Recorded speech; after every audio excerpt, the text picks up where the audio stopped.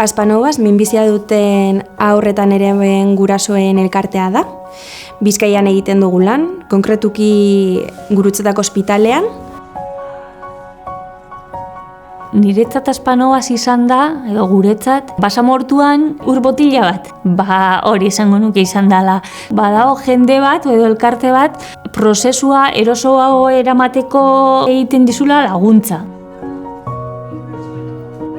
Familiek elkartu zirenetik, diagnostikatu berri diren beste familiei arreta integrala eskaintza zen lehenengo helburua.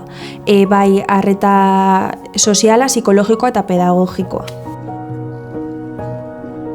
Sartzen zara ospitalean eta ordu asko pasatzen dituzuan, egun asko, eta ikusten dozu egunero norbaitek datorrela, umeekin jolastera, pailazoak datoz astean behin, beste egun batetan eskulanak egiteko, eta galdetzen dozu. Hasten zara, bazkide egiten zara noski, eta horrela ezautzen dozu Aspanovas. Alde batetik, hasialdi inklusiboko programa bat daukagu, programa honen barruan ekintza batzuk antolatzen ditugu, familiak ezagutzeko, haien esperientziak konpartitzeko eta elkarte identitate hori sendotzeko.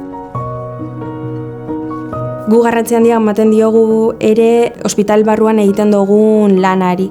Bertan egunero profesional batzuk joaten dira umeekin tailer terapeutiko batzuk egitera, bai haien egonaldiak eramangarriagoak egiteko eta gurasoek ere tartetxo bat izan dezaten.